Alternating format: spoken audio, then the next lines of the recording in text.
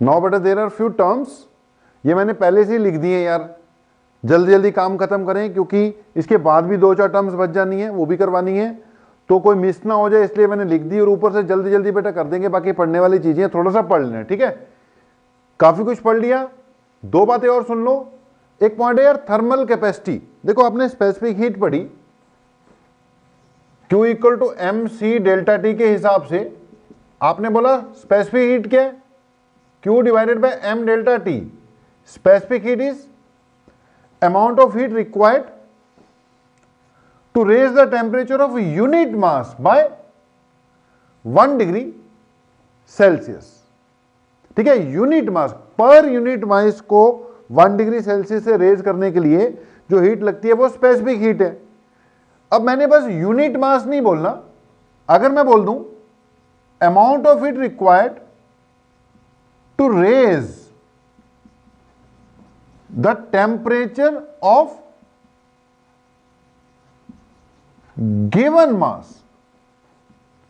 by 1 degree Celsius, उसको क्या कह देंगे यार हम, हीट कैपेसिटी, ठीक है जी। तो हीट कैपेसिटी क्या हुई, ये हो गई जितना मास है इनटू स्पेसिफिक हीट, ठीक है जी।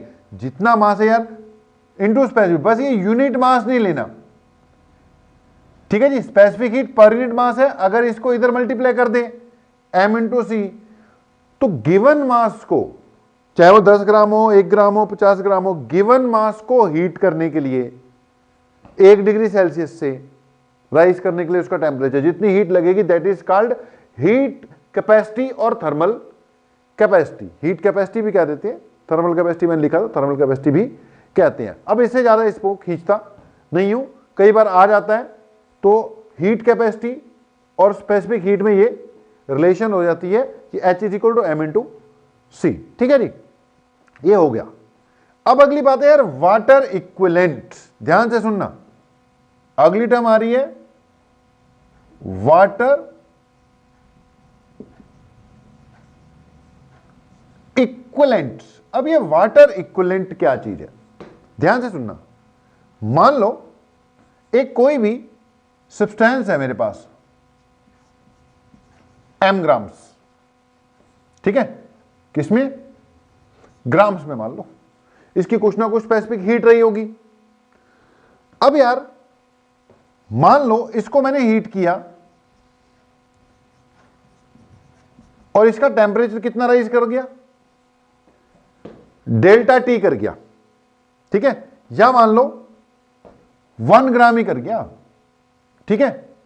तो एक गिवन मास था कोई भी, उसकी कुछ ना कुछ स्पेसिफिक हीट रही होगी, उसके टेम्परेचर को मैंने कितना चेंज किया, डेल्टा टी से चेंज कर दिया, 1 डिग्री सेल्सियस से चेंज किया, मान लो अभी डेल्टा टी लिख दिया मैंने, तो कितनी हीट लगी, क्यू लग गई, ठीक है। अब कहानी है कि मैंने हीट सेम देनी है, किसको, वाटर को। मास ऑफ द सब्सटेंस को मैंने m ग्राम लिखा था, वाटर के मास को मैंने w ग्राम लिख दिया, ठीक है। हीट में सेम दूंगा, किसको, वाटर को। वाटर की स्पेसिफिक हीट कितनी है, 1 है, टेम्परेचर में चेंज सेम करवाना है मैंने, तो वो कितना वाटर है, कितने ग्राम पानी है कि सेम हीट से सेम टेम्परेचर राइज करवा जाए, that is called water equivalent of a substance, that is called water equivalent of the substance. तो अगर मैं बोलूं कि वाटर इक्विवेलेंट क्या है, तो वाटर इक्विवेलेंट डेफिनेशन पढ़ लेना खैर नोट्स में से, कि water equivalent of a substance is defined as the amount of water, फिर से सुनना, it is defined as the amount of water which can be heated through same temperature, which can be heated through same temperature with same amount of heat which is required to raise the temperature of given mass by same amount।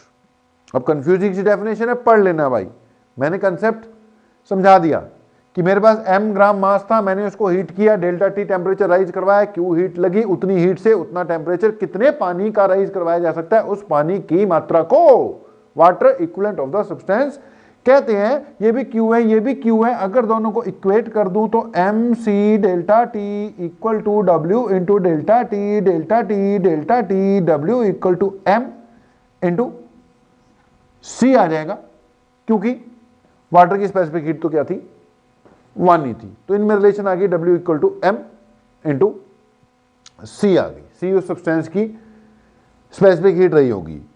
अब कहीं पर यह भी बात आ सकती है, तो इसलिए यह भी छोड़ना क्यों था, करवा दिया। अब बेटा ये टर्म्स जो हैं आपने सुनी होंगी, एक आदि कोई नई चीज आएगी वो बता देते हैं।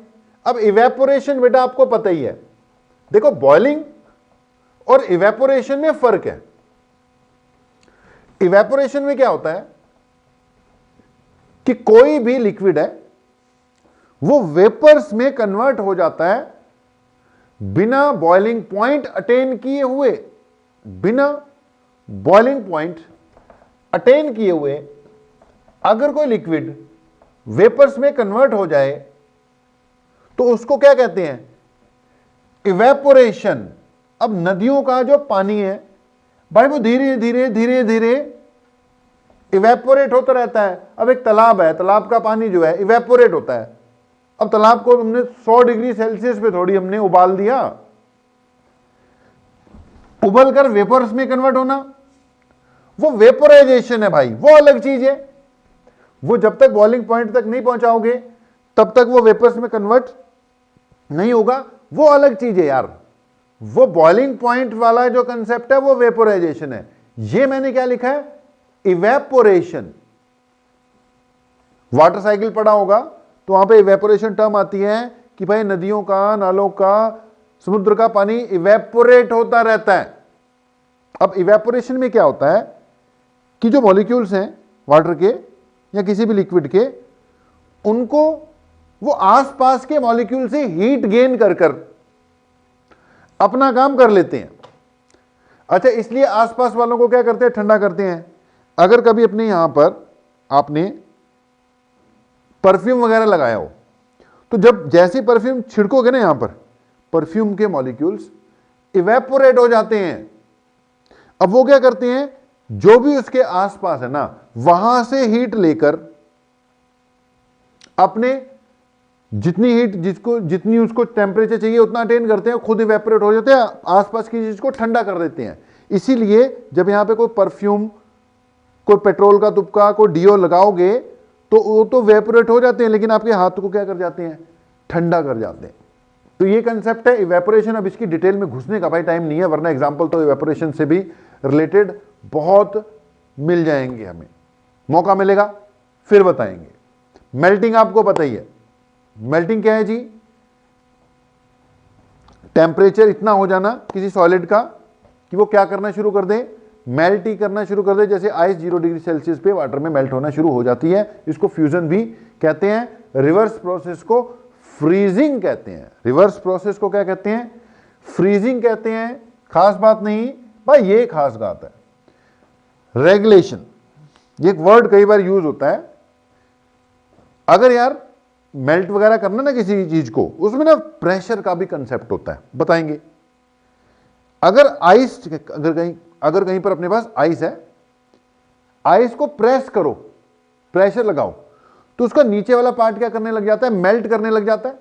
छोड़ दो तो फिर से क्या हो जाता है, सॉलिड में कन्वर्ट हो जाता है। अब इस प्रोसेस को क्या कहते हैं, रेगुलेशन। प्रेशर के कारण अगर मेल्टिंग करवा रहे हो तो उसको क्या कहते हैं, रेगुलेशन कहते हैं। प्रेशर के कारण दबाओगे तो नीचे से मेल्ट करना शुरू कर देगी, छोड़ोगे फिर से क्या बन जाएगी, वो आइस बन जाएगी। फिर दबाओगे फिर मेल्ट कर जाएगी, छोड़ दोगे आइस बन जाएगी। यानी प्रेशर इंक्रीज करने से मेल्टिंग बढ़ती है। ठीक है जी, इसको भी देख लेना। वेपोराइजेशन ठीक है, पता ही है। कंडेंसेशन उसका क्या हो गया, रिवर्स प्रोसेस हो गया। कंडेंसेशन बेटा जी वेपोराइजेशन का क्या हो गया, रिवर्स प्रोसेस हो गया। टेम्परेचर बढ़ा दो तो वेपर्स में कन्वर्ट हो जाता है, टेम्परेचर कम होने से फिर से मॉलिक्यूल इकट्ठे होने शुरू हो जाते हैं, कंडेंसेशन हो जाती है। भाई अगर बॉयल कर दोगे तो वो वेपर्स में कन्वर्ट होगी, वेपोराइजेशन है। अगर वो इकट्ठे होकर फिर से लिक्विड में कन्वर्ट हो गए तो वो क्या हो गई, कंडेंसेशन है। एक कंटेनर है जिसमें से लिक्विड बॉयल कर रहा है, उसके ऊपर ढक्कन लगा दो और ढक्कन के नीचे वो जो बूंदें होती हैं वो दोबारा किससे बनी हुई हैं, कंडेंसेशन से बनी हुई हैं। ओके जी, अब ये भी पता ही था। एक ये सब्लिमेशन देखना भाई, अलग चीज। सब्लिमेशन है कि किसी भी सॉलिड का डायरेक्ट वेपर्स में कन्वर्ट हो जाना।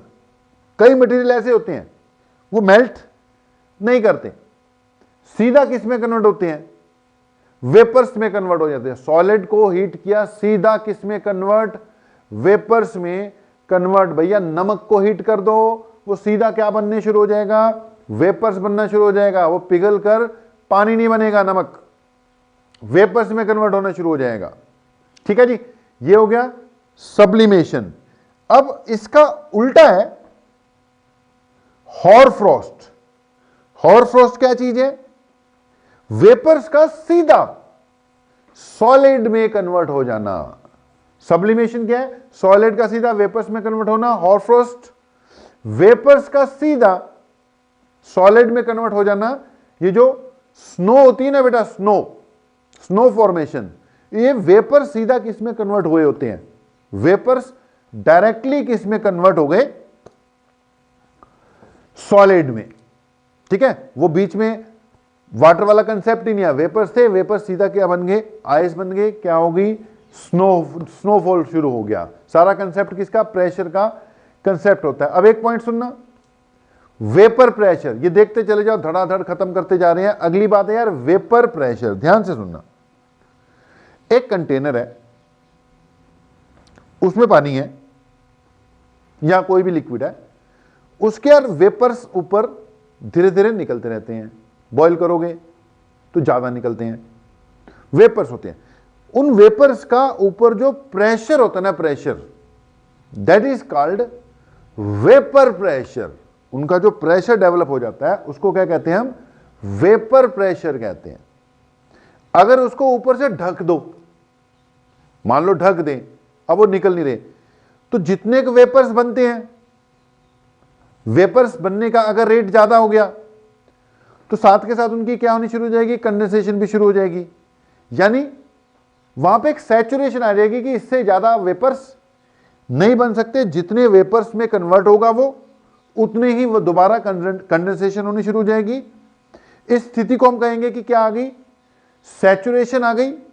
और जो कंसेप्ट बनेगा वो क्या होगा, सैचुरेटेड वेपर प्रेशर। तो एक हो गया वेपर प्रेशर, एक हो गया सैचुरेटेड वेपर प्रेशर। अब सैचुरेटेड वेपर प्रेशर क्या है, मैंने बोला अगर ऊपर से ढक दो भैया, जितने वेपर्स बनेंगे उतने कंडेंसेशन भी हो जा रहे हैं, तो स्थिति बिल्कुल यथास्थिति हो जाएगी। जितने वेपर्स है उतने रहेंगे, हम कहेंगे सैचुरेशन की स्थिति आ गई। और उस वक्त जो प्रेशर होगा उसको क्या कहेंगे हम, सैचुरेटेड वेपर प्रेशर। ओके जी, अब अगली बात है बॉइलिंग। बॉइलिंग आपको पता ही है कि एक गिवन प्रेशर पर, देखो बॉइलिंग में प्रेशर का भी कंसेप्ट है। एक गिवन प्रेशर पे, एक पर्टिकुलर टेम्परेचर पर लिक्विड किस में कन्वर्ट होना शुरू हो जाएगा, वेपर्स में कन्वर्ट होना शुरू हो जाएगा। इतना हीटअप हो जाएगा कि मॉलिक्यूल्स के पास इतनी एनर्जी आ जाएगी कि वो जंप करने लग जाएंगे, और जंप कर कर वो एस्केप ही करना शुरू कर देंगे। तो ये क्या हो गया आपका, बॉइलिंग हो गया। इवेपोरेशन बड़ा स्लो प्रोसेस है, बॉइलिंग बड़ा फास्ट प्रोसेस है। वेपर्स में कन्वर्ट होना बड़ी फास्ट तरीके से होता है। तो यार बॉइलिंग पॉइंट तक अपना हो गया, ठीक है। वेपर प्रेशर की हमने बात कर ली, बॉइलिंग पॉइंट की बात कर ली। अब ये कुछ और बातें हैं, अभी काम चल रहा है। अगली बात है बेटा जी ड्यू पॉइंट। अब ये ड्यू पॉइंट क्या चीज है यार, ड्यू तुम्हें पता ही होगा। वो जो ओस जमती ना, ओस, उसको क्या कहते थे हम, ड्यू कह देते हैं, ड्यू। अब ड्यू पॉइंट के लिए एक बार फिर से वेपर प्रेशर को देखना पड़ेगा। हमने बोला अगर हम किसी कंटेनर में कुछ लिक्विड डाल दें तो यार इसके आसपास इसके कुछ ना कुछ वेपर्स होते ही होते हैं। उनका जो प्रेशर है that is called vapour pressure. ठीक है जी। फिर हमने बोला कि अगर ये कंटेनर ऊपर से क्लोज कर दिया जाए, मान लो कंटेनर क्लोज हो गया, तो यार यहां से जो वेपर्स बन रहे हैं वो बनते जाएंगे और एस्केप नहीं कर पाएंगे। ठीक है, वहीं के वहीं इकट्ठे होते जा रहे हैं।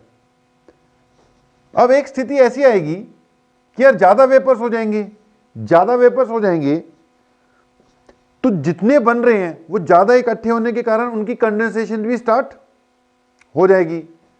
तो एक स्थिति ऐसी आ जाएगी जितने वेपर्स बन रहे हैं उतने कंडेंस भी हो रहे हैं, मतलब वेपर्स की मात्रा कांस्टेंट हो जाएगी। वेपर्स बन रहे हैं लेकिन उधर से कंडेंस हो जा रहे हैं, वेपर्स बन रहे हैं लेकिन उधर से कंडेंस हो जा रहे हैं। इस स्थिति को हम क्या कहेंगे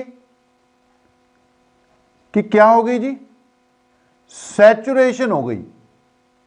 ठीक है, जब सैचुरेशन हो जाएगी उस वक्त जो वेपर प्रेशर है that is called saturated vapour pressure. बात को समझो, अगर कंटेनर का मुंह खुला हुआ है भाई तो वेपर्स बनेंगे, उड़ते जाएंगे उड़ते जाएंगे, सैचुरेशन होने के चांसेस कम है। चांसेस कम है, हो भी सकती है लेकिन चांसेस कम है। अगर कंटेनर का ऊपर से बंद ही कर दो तो भाई वेपर्स बन रहे हैं लेकिन वो एस्केप नहीं हो रहे, वहीं इकट्ठे होते जा रहे हैं। जितने बनेंगे उतने कंडेंस भी हो जाएंगे, वेपर्स उतने के उतने रहेंगे, ना बढ़ेंगे ना घटेंगे। हम कहेंगे कौन सी स्थिति आ गई, सैचुरेशन वाली स्थिति आ गई। तो वेपर्स का प्रेशर तो हमेशा होता है, that is called vapour pressure. लेकिन जब सैचुरेशन आ चुकी है उस वक्त जो प्रेशर है वेपर्स का that is called saturated vapour pressure. ठीक है जी। तो सैचुरेटेड वेपर प्रेशर का कंसेप्ट क्लियर होना चाहिए कि सैचुरेशन का मतलब क्या है और उस वक्त जो pressure that is called saturated vapour pressure. अब हम बात कर रहे थे किसकी, ड्यू पॉइंट की। यार हमारे आसपास जो एयर है, एयर हवा, उसमें वाटर वेपर्स होते हैं। क्या होते हैं भैया, वाटर के वेपर्स होते हैं। ठीक है, अब जब वाटर वेपर्स हैं हमारे आसपास तो उनका भी कुछ ना कुछ क्या होगा, प्रेशर होगा, क्योंकि वेपर्स का वेपर प्रेशर तो होगा ही होगा। अब पॉइंट ये है कि वो टेम्परेचर,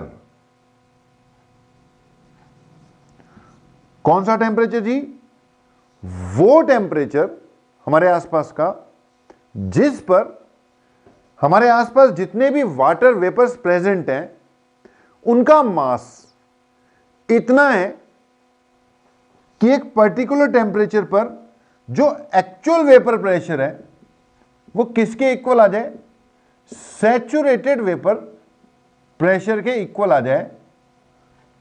तो फिर कंडेंसेशन भी स्टार्ट हो जाएगी। जितने वाटर वेपर्स बन रहे हैं उतने कंडेंस भी हो जाएंगे और वो ड्यू की फॉर्म में हमें दिखाई देंगे।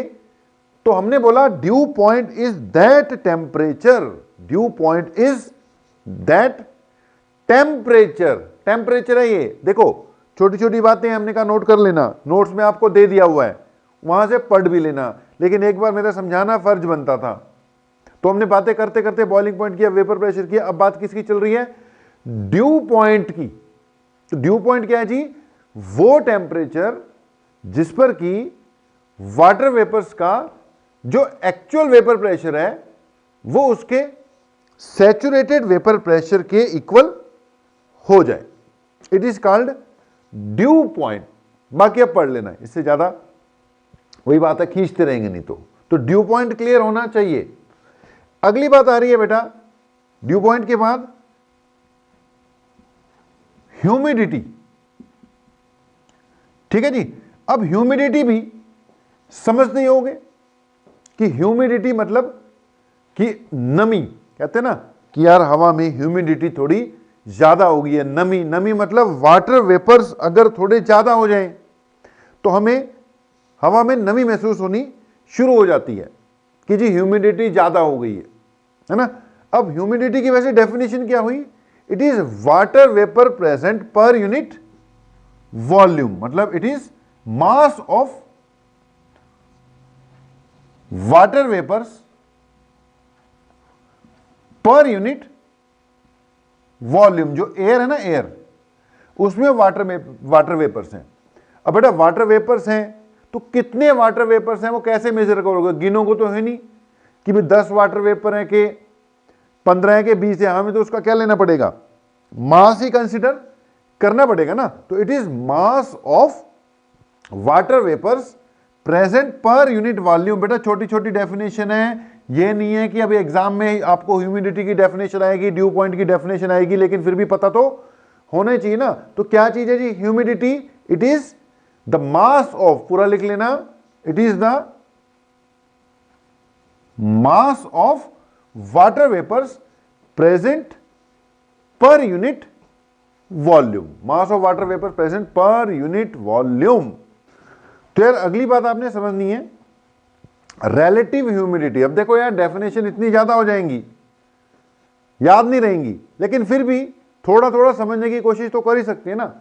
तो एक ह्यूमिडिटी हो गई, mass per unit volume, mass of water vapours per unit volume. अब आ गई रिलेटिव ह्यूमिडिटी, ध्यान से सुनना भाई।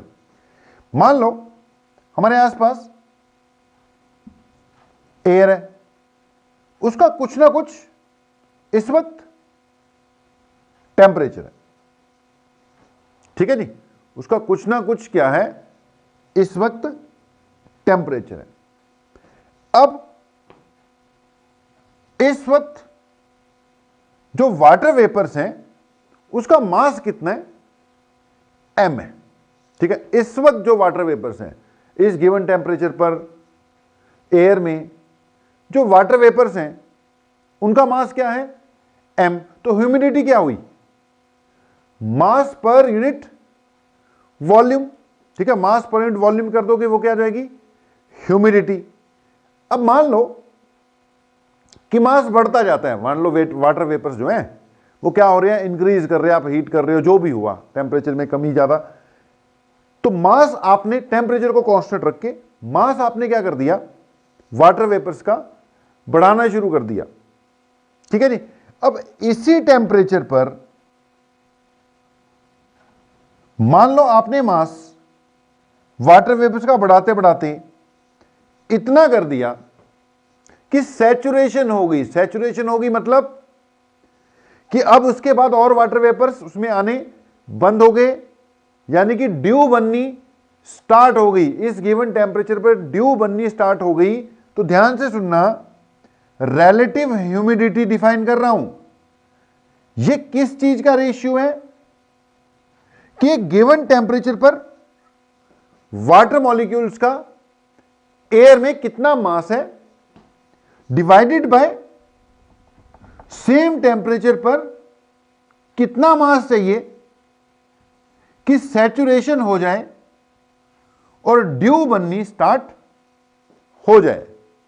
तो it is ratio of mass of water vapours present at given temperature and the mass of water vapors required to saturate it at same temperature। Percentage के terms में इसको लिया जाता है, या रिलेटिव ह्यूमिडिटी को एक और टर्म्स में लिख सकते हैं कि it is defined as saturated vapour pressure at dew point and saturated vapour pressure at given temperature. अब देखो फिर वही बात, फार्मूलास इतने ज्यादा हो जाएंगे कि सब नहीं याद कर पाओगे, लेकिन भाई कुछ तो याद करोगे। अब 4 चीजें करोगे, 4 में से 1 तो याद होंगी, 10 करोगे 10 में से 2 तो याद होंगी। तो यही है, हमें सिलेबस वाइज सारी चीजें करनी पड़ती हैं, करनी ही पड़ेंगी। तो अभी टर्म्स चल रही हैं, छोटी छोटी terms, vapour pressure, boiling, due point, humidity. अब ह्यूमिडिटी में चलो, अब इतने से काम चलाते हैं। अभी दो चार बातें और बाकी है, इसको नोट करो तब। हाँ जी यार, ये लास्ट के 2-3 पॉइंट अब रह गए। Variation of melting point with pressure and variation of latent heat with temperature and pressure. अच्छा यार, पॉइंट मैंने ना पहले लिख दिए, यहां पे भी बॉइलिंग पॉइंट की भी ना प्रेशर के साथ वेरिएशन होती है, वो मिस हो गया तो मैंने यार सारे लिख दिए हैं पहले, बीच में कोई मिस ही ना हो जाए। पहले बेटा जहां पे बॉइलिंग पॉइंट की है ना, वहां पे नोट कर लेना कहीं पर कि जो बॉइलिंग पॉइंट है ना, जहां पे कोई भी लिक्विड वेपर्स में कन्वर्ट होना शुरू हो जाता है, यार ये किस पे डिपेंड करता है? It depends on pressure also. Boiling point जो है ना, it also depends on pressure. अगर प्रेशर कम कर देते हैं तो बॉइलिंग पॉइंट कम हो जाता है, अगर प्रेशर ज्यादा कर देते हैं तो बॉइलिंग पॉइंट भी ज्यादा हो जाएगा। ठीक है, वाटर जो है, वाटर वो जो नॉर्मल हमारे आसपास का एटमॉस्फेरिक प्रेशर है ना बेटा, 1 एटमॉस्फेरिक प्रेशर है हमारे आसपास, तो वाटर अगर 1 एटमॉस्फेरिक प्रेशर पे बॉईल करोगे तो 100 डिग्री सेल्सियस पे बॉईल। लेकिन अगर प्रेशर डिक्रीज हो जाए तो बॉइलिंग पॉइंट भी क्या हो जाता है?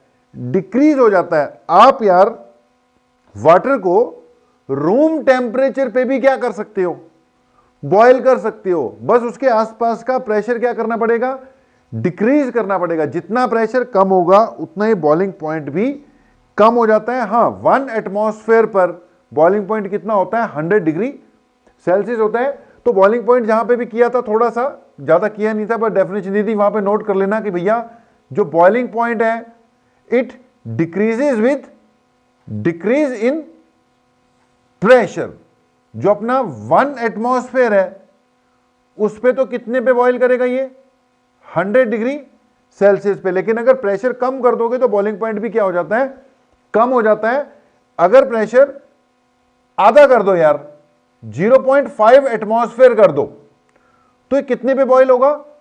82 डिग्री सेल्सियस पे बॉईल होना शुरू हो जाएगा। आपने कहीं पढ़ा होगा कि यार ऊपर पहाड़ी इलाके है ना, वहां पर जाकर खाना बनाना मुश्किल हो जाता है। वो इसलिए भाई कि ऊपर प्रेशर कम है। अब खाना बनाने के लिए पानी का यूज तो होगा ही होगा। अब जो वाटर है ना, वो 82 डिग्री सेल्सियस पे अगर प्रेशर आधा हो गया तो जल्दी बॉईल करना शुरू कर देगा। अब वाटर बेटा अगर जल्दी बॉईल करेगा तो यानी उसने पूरी हीट अभी एब्जॉर्ब की ही नहीं थी, वैसी वेपर्स में कन्वर्ट होना शुरू हो गया, तो वहां पे खाना बनाना थोड़ा मुश्किल हो जाएगा। इस पॉइंट को समझना। नोट करने वाली बात फिलहाल मैंने क्या बताई कि बॉइलिंग पॉइंट किस पे डिपेंड करता है? प्रेशर पर भी डिपेंड करता है। Boiling point depends on pressure. More the pressure, more will be boiling point, lesser the pressure, laser will be the boiling point. आप वाटर को रूम टेम्परेचर पर भी बॉईल करवा सकते हो। प्रेशर क्या करना पड़ेगा? डिक्रीज करना पड़ेगा। प्रेशर इतना डिक्रीज कर दो कि रूम टेम्परेचर पे क्या करने लग जाए? बॉईल करने लग जाए। पहाड़ी इलाकों में चले जाओगे, वहां पे प्रेशर कम होता है, वहां पे वाटर जल्दी बॉईल करने लग जाता है, कम डिग्री सेल्सियस पे। जैसे हमने लिखा कि अगर आधा एटमॉस्फेयर हो जाएगा तो 82 डिग्री सेल्सियस पे ही बॉईल करना शुरू कर देगा। ओके, तो इसमें एक पॉइंट मैंने ऐड करवा दिया। अगली बात है बेटा वेरिएशन ऑफ मेल्टिंग पॉइंट। देखो बॉइलिंग पॉइंट हो गया, अगली बात variation of melting point with variation in pressure. अब देखो यार, जो लिक्विड्स होते हैं ना, वो दो तरह के हैं।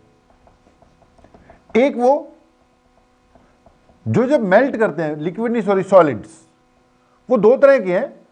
एक वो जो जब मेल्ट करेंगे तो कॉन्ट्रैक्ट होते हैं, और कुछ ऐसे भी हो सकते हैं मेल्ट करने पर एक्सपैंड हो सकते हैं। वाटर का एग्जांपल लेकर चलते हैं हमेशा। तो यार वाटर की अगर मैं बात करता हूं, पानी की, तो ये जब आइस है यानी कि सॉलिड फॉर्म में है, आपको पता है कि जब ये मेल्ट करेगा तो इसकी डेंसिटी क्या होती है?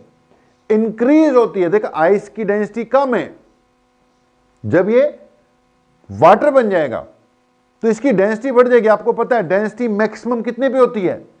4 डिग्री सेल्सियस पे। याद है कि नहीं? वाटर की डेंसिटी मैक्सिमम कितने पे है? 4 डिग्री सेल्सियस पे। आइस कितने पे है? 0 डिग्री सेल्सियस पे।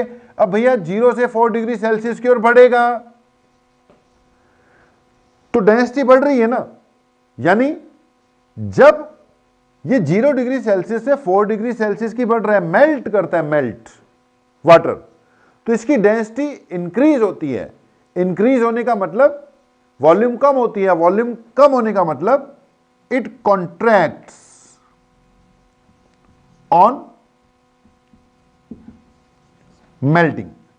लेकिन कुछ लिक्विड्स ऐसे भी हो सकते हैं जो मेल्ट होने पर एक्सपैंड करते हैं। ठीक है, एक्सपैंड्स ऑन मेल्टिंग। एग्जाम्पल के तौर पर वैक्स है, सल्फर है। ठीक है ना, वैक्स एंड सल्फर, और इसमें वाटर है और साथ में क्या आएगा भैया? नोट कर लिया करो, पॉइंट। पॉइंट खत्म ही नहीं होंगे, ये हमें खत्म कर खत्म होंगे सारे के सारे। पॉइंट बहुत है, अंदर से घुस घुस के जो बात शुरू करते हो उसमें से पॉइंट निकलने शुरू होते हैं।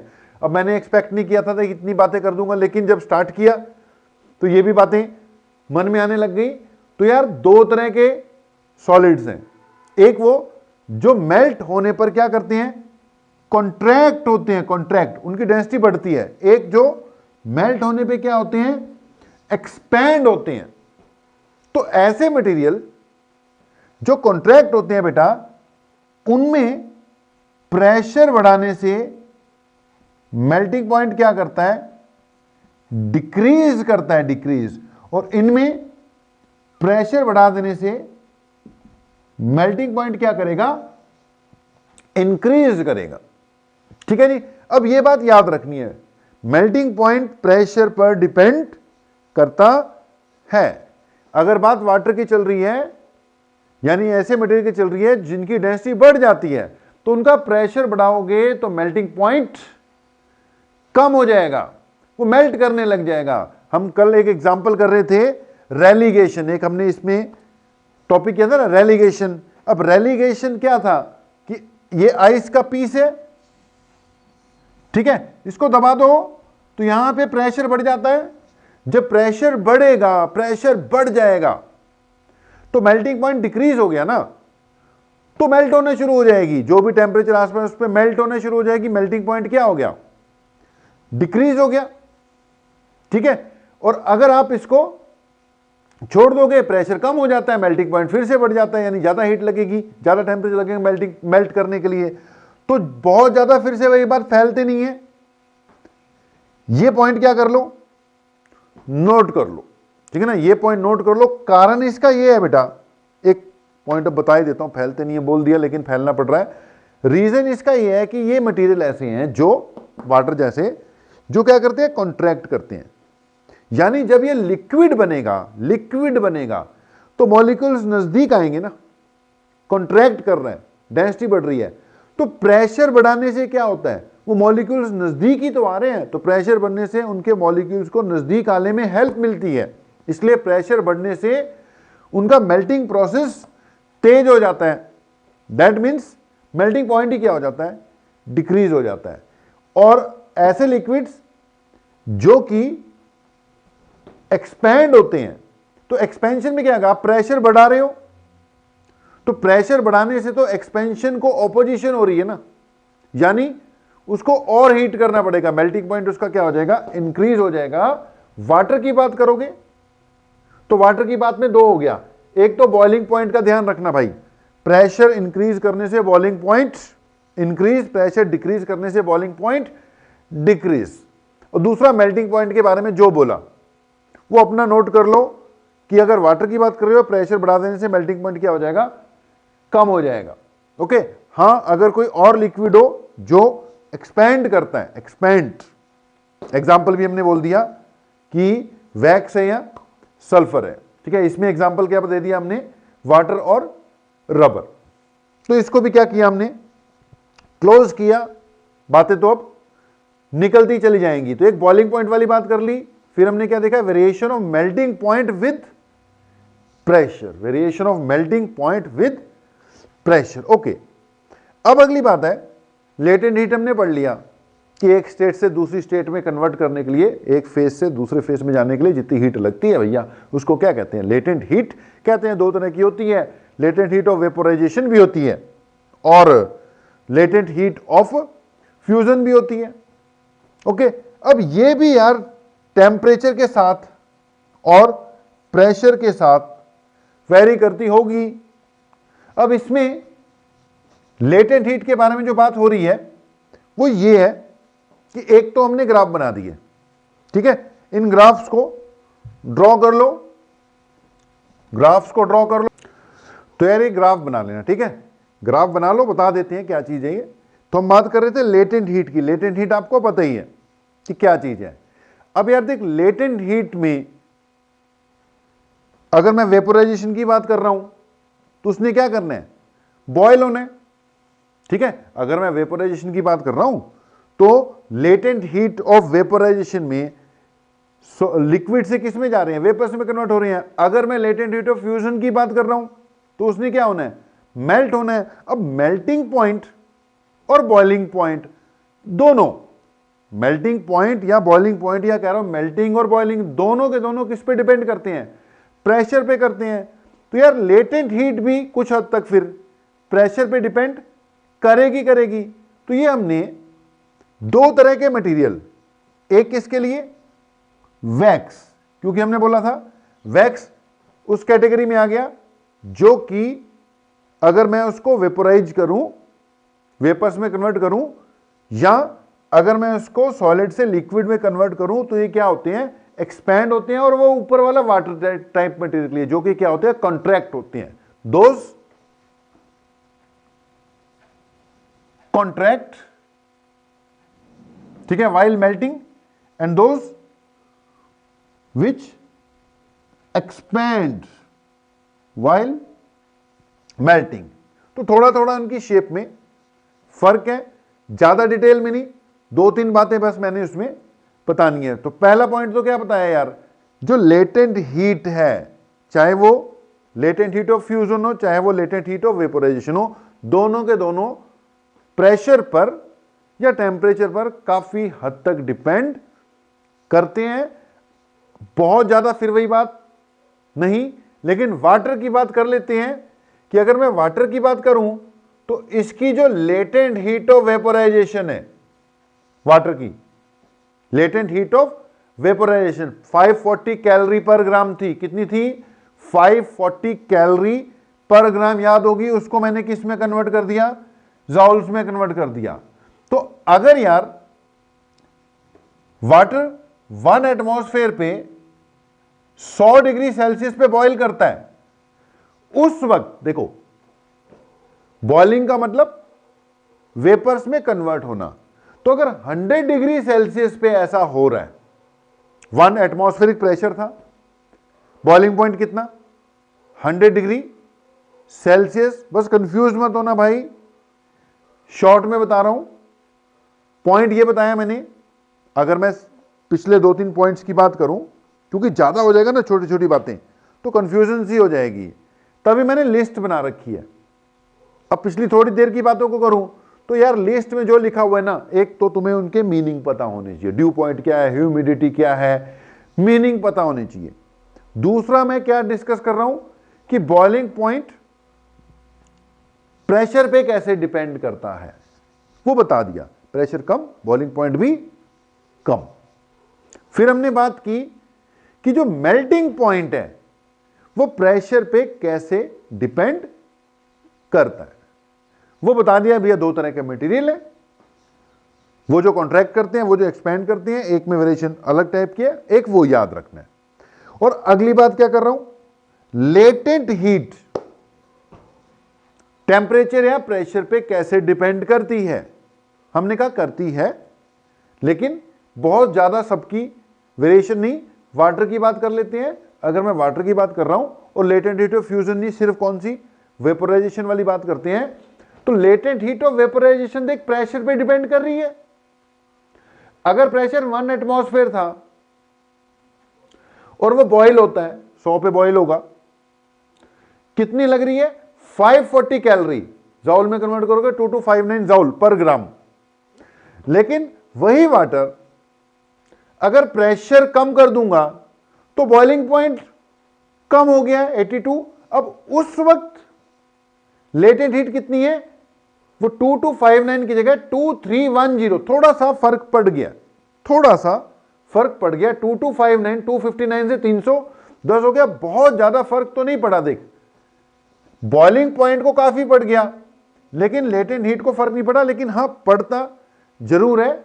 ये क्या हो गई है, लेटेंट हीट प्रेशर कम होने से थोड़ी सी बढ़ गई है। देखो प्रेशर कम किया, 1 एटमॉस्फेयर से आधा कर दिया, लेटेंट हीट 2259 से 2310 थोड़ी सी क्या हो गई, इंक्रीज कर गई। तो आप इतना याद रख सकते हो, लेटेंट हीट प्रेशर डिक्रीज करने से थोड़ी सी इंक्रीज हो जाती है, ठीक है। फिर वही बात, कंफ्यूज नहीं होना, ये ग्राफ अलग चीज है, इसका डिस्कशन से कोई लेना देना नहीं, वो मैं बता रहा हूं, ग्राफ अलग चीज। फिर से सुनो, कंफ्यूजन दूर करते हैं, बहुत कुछ पढ़ लिया, कंफ्यूज ही हो गए। एक तो ये कुछ डेफिनेशन है वो देखनी थी, डेफिनेशन की मीनिंग, ड्यू पॉइंट, ह्यूमिडिटी, सब क्लियर होना चाहिए, जो बोल दिया, ठीक है। उसके बाद वेरिएशन में 3 बातें भाई, एक बॉइलिंग पॉइंट प्रेशर के साथ कैसे वेरी करता है, क्या रिजल्ट है, प्रेशर कम कर दो बॉइलिंग पॉइंट भी कम हो जाएगा, प्रेशर बढ़ा दो बॉइलिंग पॉइंट भी बढ़ जाएगा। एग्जाम्पल, वाटर ऊपर जाकर पहाड़ी इलाकों में उसका प्रेशर कम हो जाता है आसपास का, इसलिए बॉइलिंग पॉइंट भी कम हो जाता है। एग्जाम्पल मैंने लिख ही दिया था कि भाई 1 एटमॉस्फेयर पे 100 पे और आधे एटमॉस्फेयर पे 82 डिग्री पे होता है, ठीक है। दूसरा हमने बोला variation of melting point with pressure. Variation of melting point with pressure में क्या बोला कि भाई जो तो कॉन्ट्रैक्ट करते हैं उनमें दूसरा फंडा है, टेम्परेचर बढ़ा देने से मेल्टिंग पॉइंट कम हो जाता है, और जो एक्सपेंड करते हैं उनमें टेम्परेचर बढ़ा देने से बॉइलिंग पॉइंट भी बढ़ जाता है। फिर हमारे लेटेंट हीट ऑफ वेपोराइजेशन पे, उसमें ज्यादा बताया ही नहीं, उसमें बोला भैया थोड़ा सा प्रेशर कम कर दोगे तो लेटेंट हीट बढ़ जाएगी, वेपोराइजेशन वाली बात खत्म। उसके बाद ये 2 कर्व हैं, ठीक है। अब ये कर्व क्या है, एक बार ध्यान से देख लो, अब ये भी जरूरी होते हैं। ये ऊपर वाला कर्व वाटर के लिए, देखो ये प्रेशर है, ये क्या है, टेम्परेचर है, ठीक है जी। ये प्रेशर है और ये क्या है, टेम्परेचर है। ये वाली जो स्थिति है, ये आइस है, वाटर सॉलिड स्टेट में है मान लो, ठीक है जी। ये जो सिचुएशन है ये वेपर्स है, वेपर स्टेट में है, ठीक है जी। ये जो है ये कौन सी स्थिति है, ये लिक्विड स्टेट में है, लिक्विड स्टेट, ठीक है जी। ये वो लाइन है, ये वो लाइन है जिसमें सॉलिड और वेपर, सॉलिड और वेपर इक्विलिब्रियम में है, सॉलिड और वेपर इक्विलिब्रियम। मान लो ये पॉइंट लिया मैंने, तो ये जो पॉइंट है ये प्रेशर और टेम्परेचर की ऐसी स्थिति है कि जी इस प्रेशर और इस टेम्परेचर पर सॉलिड और वेपर इक्विलिब्रियम में आ जाएंगे, वो डायरेक्ट सॉलिड से वेपर में कन्वर्ट हो सकता है। अब डायरेक्ट सॉलिड से वेपर में कन्वर्ट होने को सब्लिमेशन कहते हैं। डायरेक्ट सॉलिड से वेपर में वाटर भी कन्वर्ट हो सकता है। प्रेशर ऐसा बना दो, टेम्परेचर ऐसा बना दो कि वो डायरेक्ट सॉलिड से वेपर में कन्वर्ट हो जाएगा। अगर प्रेशर काफी ज्यादा है और टेम्परेचर उसके हिसाब से इतना है, इस सेट पर प्रेशर के इस और इस सेट पर, ये लाइन पेंसिल से बनाना भाई, डॉटेड डॉटेड सी, सॉलिड और ये सॉलिड है ना, सॉलिड और लिक्विड इक्विलिब्रियम में है, मतलब इस टेम्परेचर पे और इस प्रेशर पे, अगर प्रेशर इतना हो टेम्परेचर इतना हो तो सॉलिड से किस में कन्वर्ट होने के चांसेस है, लिक्विड के। ठीक है, सॉलिड से लिक्विड में कन्वर्ट होएगा। अच्छा, ये इस लाइन पे जितने पॉइंट्स हैं वो वेपोराइजेशन वाली लाइन है, इसमें लिक्विड से किस में जाएगा, वेपर्स में जाएगा। अगर प्रेशर बहुत कम कर दो तो यहां पे जो लाइन है ना लो प्रेशर्स पर, टेम्परेचर हाई पर, वो सॉलिड से सीधा किस में कन्वर्ट हो जाएगा, वेपर्स में कन्वर्ट हो जाएगा। इसको कहते हैं सब्लिमेशन लाइन, इसको कहते हैं फ्यूजन लाइन, इसको कहते हैं वेपोराइजेशन वाली लाइन। अब देखो, जितना समझ में लग जाए उतना कोशिश करो। प्रेशर और टेम्परेचर दोनों पर डिपेंड करता है कि अब वो वेपर में कन्वर्ट होगा कि सीधा ही सॉलिड से वेपर में कन्वर्ट हो जाएगा कि सॉलिड से लिक्विड में कन्वर्ट होगा। ये वो पॉइंट है, मतलब ये प्रेशर और टेम्परेचर का वो सेट है कि वो सेट है प्रेशर और टेम्परेचर का जहां पर कि सॉलिड, लिक्विड और वेपर्स तीनों के तीनों इक्विलिब्रियम में आ जाते हैं। मतलब ये वो वैल्यू है प्रेशर और टेम्परेचर की जहां पर तीनों स्टेट को एग्जिस्ट करने की स्थिति में आ जाती हैं। इसको ट्रिपल पॉइंट कहते हैं। क्या कहते हैं जी, ट्रिपल पॉइंट कहते हैं उस सब्सटेंस का। ठीक है जी। अब ये वही चीज है, लेकिन ये दूसरा मटेरियल है किसके लिए, वैक्स के लिए। कर्व थोड़े से अलग है, इसमें प्रेशर और टेम्परेचर के सेट की दूसरी वैल्यूज होंगी कि इस पे इसका ट्रिपल पॉइंट आएगा, इस पे इसका ट्रिपल पॉइंट आएगा, कि इतना प्रेशर होना चाहिए, इतना टेम्परेचर होना चाहिए। तो ये यार थोड़ा सा एक ट्रिपल पॉइंट का भी कंसेप्ट है, ये भी देख लो, बुक्स में अब दिया होता है, हमने कुछ नहीं छोड़ा, सब कुछ रगड़ दिया, सारी छोटी मोटी बातें कर दी। ठीक है, छोटी बातें मोटी बातें सब कुछ कर दिया। ओके, अभी चीजें खैर और भी आ रही हैं। अब एक और बात कर लो फिर, फ्रीजिंग मिक्सचर।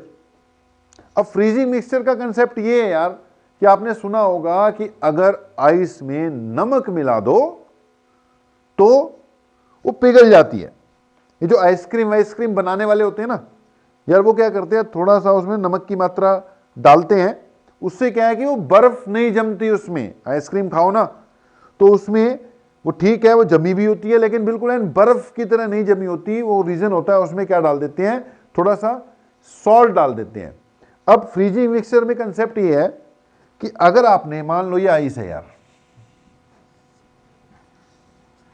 ठीक है जी, ये आइस है, अब इसके ऊपर थोड़ा सा तुमने या इसमें क्या डाल दिया, क्रश कर ना आइस को, इसमें थोड़ा सा क्या मिक्स कर दिया, सॉल्ट मिक्स कर दिया। अब सॉल्ट के जब इसमें मॉलिक्यूल्स आ जाएंगे तो यार वो आइस से हीट लेंगे। ठीक है, अपने टेम्परेचर को डाउन करने के लिए इक्विलिब्रियम तो अटेन करने ही करना है। जब वो इससे हीट लेंगे तो आइस हीट देगी तो वो मेल्ट करना शुरू कर देगी। जब वो मेल्ट करना शुरू कर देगी तो थोड़ा पानी बन जाएगा, थोड़ा पानी बन जाएगा तो वो सॉल्ट के साथ मिक्स हो जाएगा। जब सॉल्ट के साथ मिक्स हो जाएगा तो एक सॉल्यूशन सा बन जाएगा, अंदर सॉल्ट और वाटर का एक सॉल्यूशन सा बन जाएगा। ठीक है जी। अब उसका जो फ्रीजिंग पॉइंट है, देख आइस का फ्रीजिंग पॉइंट तो 0 डिग्री सेल्सियस है ना। अब आइस में हमने नमक मिक्स कर दिया, नमक क्या हो गया, उसने वाटर को एब्जॉर्ब कर लिया। ठीक है, सॉरी, हीट को एब्जॉर्ब किया, उससे थोड़ा पानी बना, वो सॉल्यूशन बन गया। वो जो सॉल्यूशन बनेगा उसका फ्रीजिंग पॉइंट 0 डिग्री सेल्सियस से क्या है, कम है। अब वो 0 डिग्री सेल्सियस से कम है तो फ्रीज होने के चक्कर में जो बची हुई आइस है उससे क्या लेना शुरू कर देगा, और हीट लेना शुरू कर देगा, क्योंकि बाकी जो आइस है वो तो 0 डिग्री सेल्सियस में फ्रीज हुई पड़ी है। बीच में जो मिक्सचर सा बन गया उसका फ्रीजिंग पॉइंट 0 से कम है, तो जो 0 डिग्री सेल्सियस वाली आसपास आइस है उससे हीट लेना शुरू कर देगा। हीट लेना शुरू कर देगा, वो और मेल्ट होना शुरू कर देगी। यानी कि वो जो पूरा मिक्सचर सा बनेगा ना, वो बिल्कुल जमा हुआ नहीं होगा, क्योंकि आइस उसमें सॉलिड फॉर्म में नहीं रह पाएगी, क्योंकि जो NaCl प्लस वाटर का मिक्सचर है वो उससे हीट लेता जाएगा। इसलिए जो सॉल्यूशन बनेगा इसका फ्रीजिंग पॉइंट और नीचे चले जाएगा। और नीचे चले जाएगा मतलब अगर सिर्फ पानी होता 0 डिग्री सेल्सियस पे जम जाएगा, उसमें थोड़ी सी नमक मिला दो तो उसका फ्रीजिंग पॉइंट ओवरऑल मटेरियल का क्या हो जाएगा, डाउन चले जाएगा। तो ये थोड़ा सा फ्रीजिंग ऑफ मिक्सचर का भी कंसेप्ट हो गया, ठीक है जी। अब बाकी इन चीजों को देखो, चीजें अभी और भी हैं, ये चीजें अभी कंटिन्यूटी में चलती रहेंगी, थोड़ा सा पार्ट अभी और रहता है इसका, तो देखते हैं।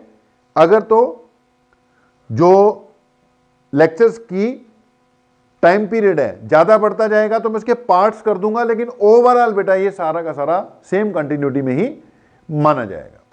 अब यार एक छोटी सी बात, ये कैलोरीमेट्री रह गई, ये भी कर लो यार, ये ना हो कि कुछ छोड़ दिया हमने।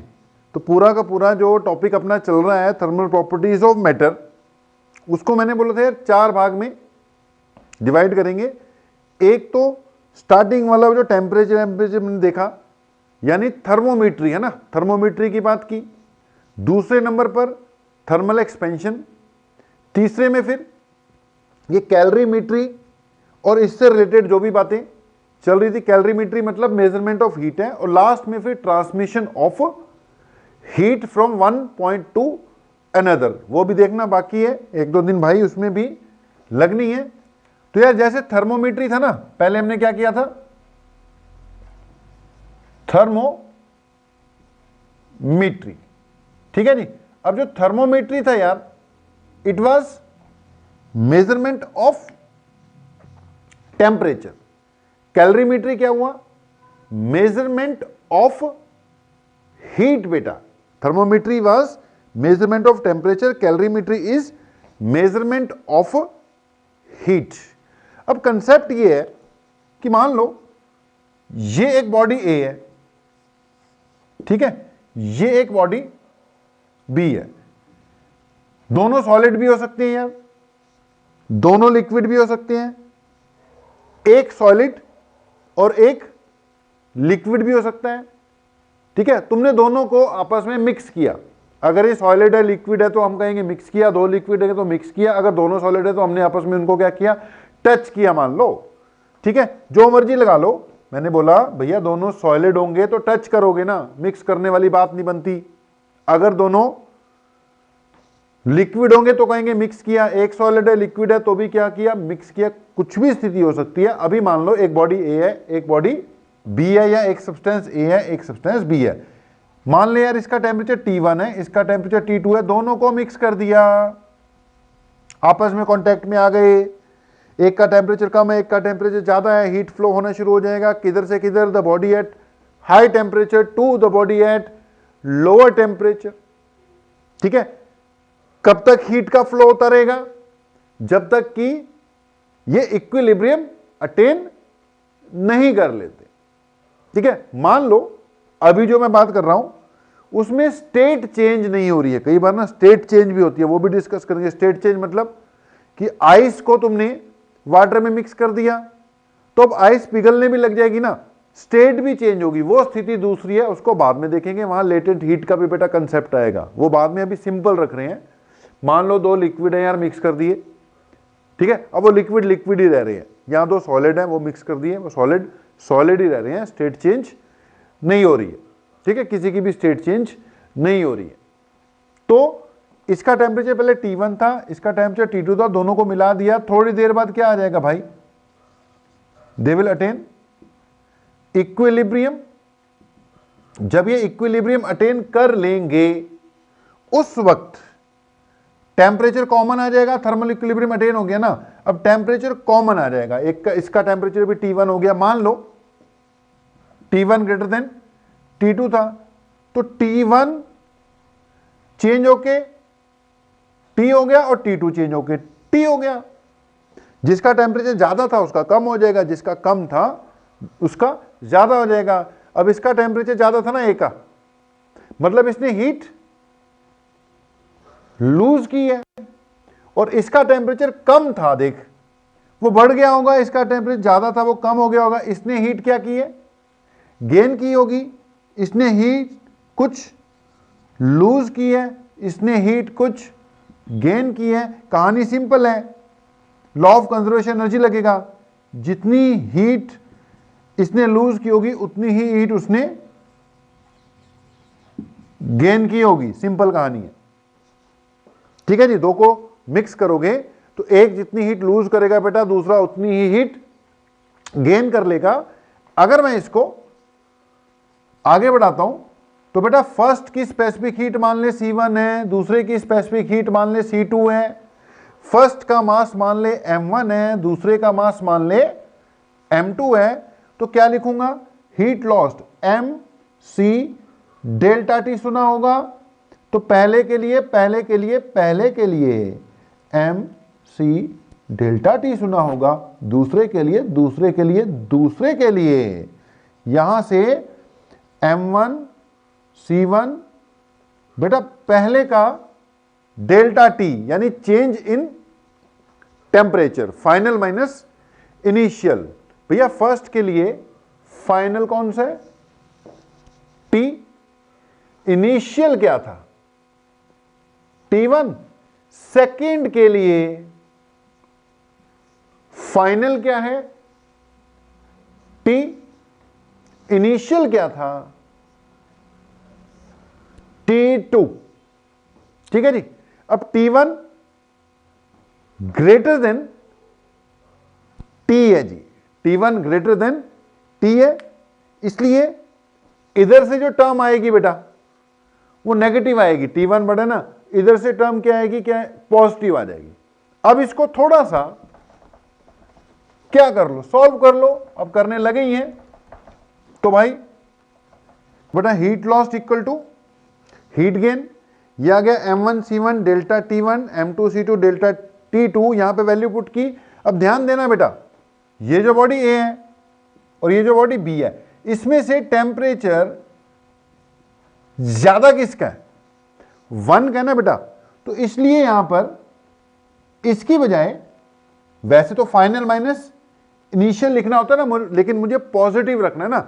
बड़ा टेम्परेचर कौन सा है, T1, क्योंकि ये T1 से T हुआ है और ये T2 से T हुआ है। बेटा इसका टेम्परेचर तो इंक्रीज किया, ठीक है, T माइनस T2 लिखेंगे, ये बड़ा है ना, लेकिन इसका डिक्रीज हुआ है, तो इसमें T माइनस T1 नेगेटिव आ जाएगा, इसलिए हम इसको T1 माइनस क्या करने जा रहे हैं, T करने जा रहे हैं, ताकि ये भी रिजल्ट क्या रहे, पॉजिटिव ही रहे। ओके, ये रिजल्ट आ गया कहां से, Q lost equal to Q gain से। अच्छा टारगेट पे क्या है बेटा, टारगेट पे है टेम्परेचर निकालना, ठीक है, इसको T1 माइनस T करना था ना, T1 माइनस T और ये T माइनस T2, तो निकालना क्या है, T निकालना है हमने।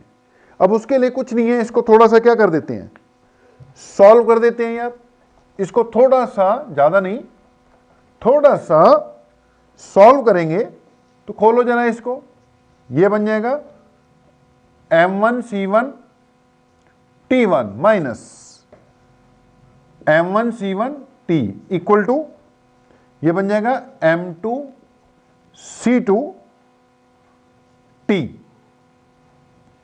Minus M2 C2 T2। बेटा ये निकालना है ना, अब इसको इधर ले आओ और इसको उधर ले जाओ। अगर मैं इसको इधर ले आता हूं तो ये क्या बन जाता है, M2 C2 T, ठीक है, बड़ा सा T माइनस T2 होना था और ये T1 माइनस T होना था, ठीक है जी।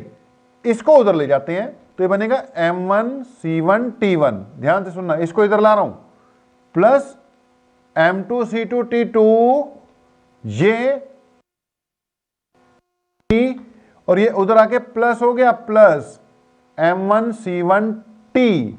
थोड़ा ध्यान से, ये क्या है, M1 C1 T1 plus M2 C2 T2, और यहां से देख T कॉमन आ रहा है, ठीक है, कॉमन आने के बाद बचेगा क्या ब्रैकेट में, ये बचेगा M1C1 प्लस M2C2T। चेक कर लेना भाई, थोड़ा हमने डायरेक्ट लिख दिया।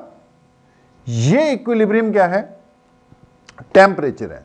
अब फिर वही बात, वैसे तो फार्मूला को ज्यादा मुश्किल नहीं है, याद हो जाएगा, लेकिन अगर याद नहीं होता तो आपने सीधा क्या कर देना है, heat lost equal to heat gained वाला कंसेप्ट लगा देना है, अपने आप ही होता रहेगा। ठीक है जी, तो एक ये पॉइंट हो गया।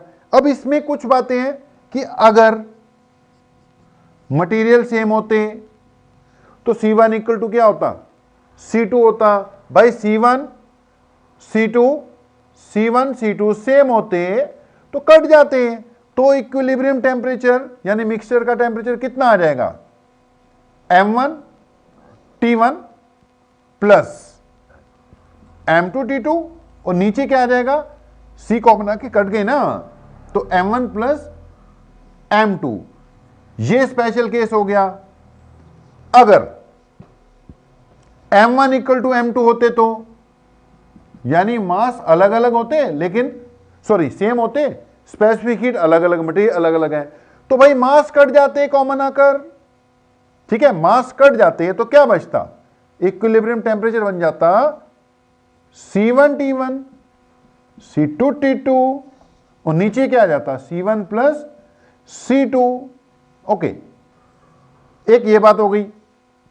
अगर कहीं मासेस भी सेम होते और मटेरियल भी सेम होते तो M भी कट जाता, C भी कट जाता, भाई आंसर आ जाता T1 plus T2 divided by 2 आ जाता। देख, ये सेम होता, ये सेम होता, 1 प्लस 1 2 होता, M1 C1 कॉमन आके कट जाते, तो इक्विलिब्रियम टेम्परेचर कितना आ जाता, T1 plus T2 divided by 2। Okay जी, ये भी हो गया। अब एक ये हीटिंग कर्व दे रखा है आपको, क्या दे रखा है जी, हीटिंग कर्व। थोड़ा इसको भी देखना, 5-7 मिनट लगाएंगे।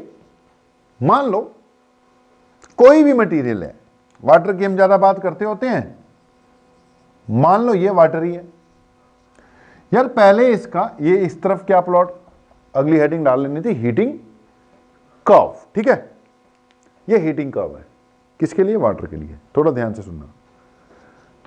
मान लो शुरू में टेम्परेचर बहुत कम है, बहुत कम है, यानी मटेरियल सॉलिड है कि नहीं, सॉलिड स्टेट में है, तो ये जो स्थिति है O से लेके A तक मटेरियल है भाई सॉलिड स्टेट में, जमा हुआ बर्फ की तरह। ठीक है, आप टेम्परेचर बढ़ाओगे वो हीट गेन करेगा, और टेम्परेचर बढ़ रहा है जी। ठीक है, आप उसको हीट प्रोवाइड कर रहे हो, और टेम्परेचर बढ़ना शुरू हो गया, बढ़ना शुरू हो गया, बढ़ना शुरू हो गया, बढ़ना शुरू हो गया। ये शायद हमने उल्टा लिख दिया। पहले क्या आना है, मेल्टिंग पॉइंट, फिर क्या आना है, बॉइलिंग पॉइंट। तो यार इस टाइम पर, इस टेम्परेचर पर जब मेल्टिंग पॉइंट आ गया, ध्यान से सुनना, तो मेल्ट होना शुरू हो जाएगा। अब आपको पता है O से लेकर A तक तो लगेगा Q equal to MC delta T, heat दे रहे थे, टेम्परेचर बढ़ रहा था। लेकिन A से लेकर B तक क्या शुरू हो गई, मेल्टिंग शुरू हो गई। आपको पता होगा मेल्टिंग के दौरान हीट तो वो लेगा लेकिन टेम्परेचर राइज नहीं होगा। तो अगर इतना टाइम मेल्ट होने में लगा है तो हीट तो उसने ली, यहां पे लगेगा Q इक्वल टू ML लग जाएगा, latent heat of fusion use होगा। तो A से B बेटा क्या रिप्रेजेंट कर रही है, मेल्टिंग रिप्रेजेंट कर रही है। ठीक है जी, मेल्ट हो रहा है, हीट ले रहा है, टेम्परेचर राइज नहीं हो रहा। इस दौरान मेल्टिंग प्रोसेस के दौरान तुम हीट देते रहोगे, टेम्परेचर बढ़ेगा ही नहीं, हीट देते रहोगे, टेम्परेचर बढ़ेगा ही नहीं। ऐसा लगेगा कि जिसे स्पेसिफिक हीट कितनी हो गई, इन्फिनिटी हो गई। पहले भी अपनी बात हुई है। हीट दे दी इतनी कि इस टाइम पे जाके पूरी तरह से क्या कर गया, मेल्ट कर गया। अब बेटा पूरी तरह से मेल्ट कर गया, पानी बन गई मान लो बर्फ। अब और हीट दोगे, अब उसका टेम्परेचर फिर बढ़ना शुरू हो जाएगा। तो जब वो सॉलिड था, जब तक मेल्टिंग पॉइंट नहीं अटेन कर लेता तब तक टेम्परेचर बढ़ जाएगा। मेल्टिंग पॉइंट पे आते ही टेम्परेचर का राइज बंद हो जाएगा।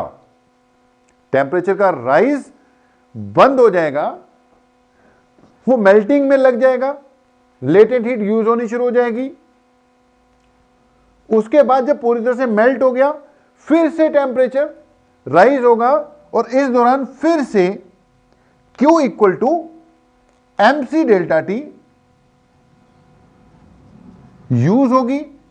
इस बार स्पेसिफिक हीट उस लिक्विड की यूज होगी, पहले स्पेसिफिक हीट उस सॉलिड की यूज होगी। जैसे आपको पता है वाटर है, सॉलिड स्टेट में उसकी स्पेसिफिक हीट कुछ और होती है, 0.5 है कैलोरी पर ग्राम पर केल्विन, और जब वो लिक्विड हो जाएगा तब 1 कैलोरी हो जाती है। अब वो लिक्विड है, लेकिन पूरा का पूरा भी लिक्विड ही है, बॉइलिंग पॉइंट तो अटेन किया नहीं है। वो फिर से हीट लेगा, टेम्परेचर फिर बढ़ना शुरू हो जाएगा। बढ़ते बढ़ते बढ़ते बढ़ते सारे लिक्विड का टेम्परेचर अगर बॉइलिंग पॉइंट के इक्वल हो गया, फिर बॉइलिंग स्टार्ट हो जाएगी। और आपको पता है बॉइलिंग स्टार्ट हो गई मतलब स्टेट चेंज हो गई। स्टेट चेंज हो गई मतलब कि अब वो हीट तो लेगा, लेकिन स्टेट चेंज होने के दौरान टेम्परेचर राइज नहीं करेगा। ये स्टेट चेंज हो रही है, यानी फ्यूजन हो रही है। ये क्या हो रही है, वेपोराइजेशन हो रही है।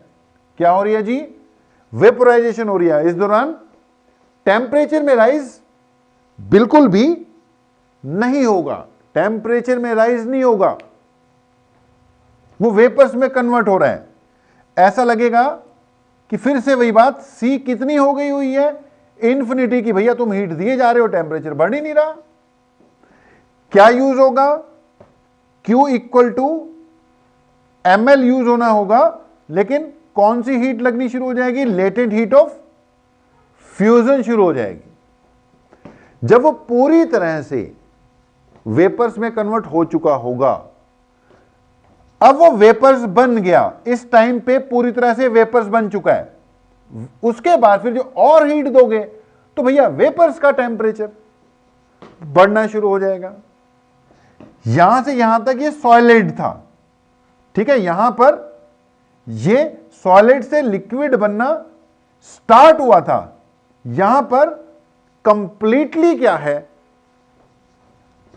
लिक्विड है। यहां से फिर टेम्परेचर यहां से यहां तक लिक्विड है, यहां पर वेपर्स बनना स्टार्ट हुआ है और इसके बाद वो हीट होना स्टार्ट हुआ है।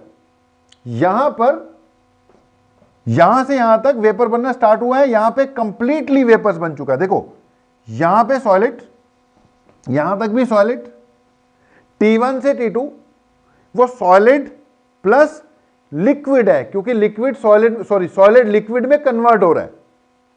यहां पे बिल्कुल वो सॉलिड है, ठीक है। यहां पे सॉलिड और वेपर का मिक्सचर है। इसके बाद फिर से क्या है, वेपर्स है। बात को समझो, सॉलिड था, हीट होना शुरू हो गया, तो है 0 से T1, ये लिख लेना, सॉलिड हीट हो रहा है। यहां पे वो लिक्विड में कन्वर्ट होना स्टार्ट हो गया, ठीक है। यानी कुछ लिक्विड है कुछ सॉलिड, यहां पे मिक्सचर है सॉलिड प्लस लिक्विड का। यहां पर पहुंचते पहुंचते कंप्लीटली लिक्विड हो चुका है।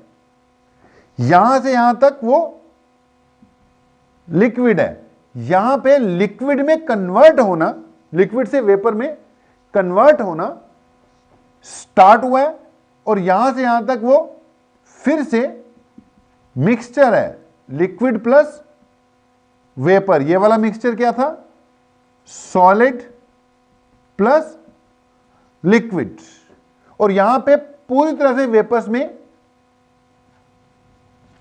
कन्वर्ट हो चुका है। बात को समझो, सॉलिड दोनों का मिक्सचर, सॉलिड लिक्विड का, लिक्विड लिक्विड और वेपर का मिक्सचर, वेपर्स, और ये कर्व कुछ इस तरीके से जा रहा है। ठीक है जी, तो ये भी यार कवर अप हो गया। अब जहां तक भी हो गया, इससे रिलेटेड न्यूमेरिकल्स वगैरह करो यार जितने हो सकते हैं। अब मैं कह सकता हूं कि आप लोगों को बहुत बहुत धन्यवाद। अदरवाइज जितने भी लेक्चर आए यार पूरे के पूरे वो कंटिन्यूटी में थे, हमने कहीं पे भी आपका धन्यवाद ज्ञापन नहीं किया। अब ये खत्म हो गया, अब ये लेक्चर छोटा बने बड़ा बने, यहां पे आपका धन्यवाद करते हैं, ब्रेक लेते हैं, और उसके बाद फिर जब ये न्यूमेरिकल वगैरह सब कुछ हो जाएंगे फिर हम ट्रांसमिशन ऑफ हीट स्टार्ट करेंगे। तो बेटा आप लोगों का बहुत बहुत धन्यवाद, थैंक यू वेरी मच। मिलते हैं ब्रेक के बाद।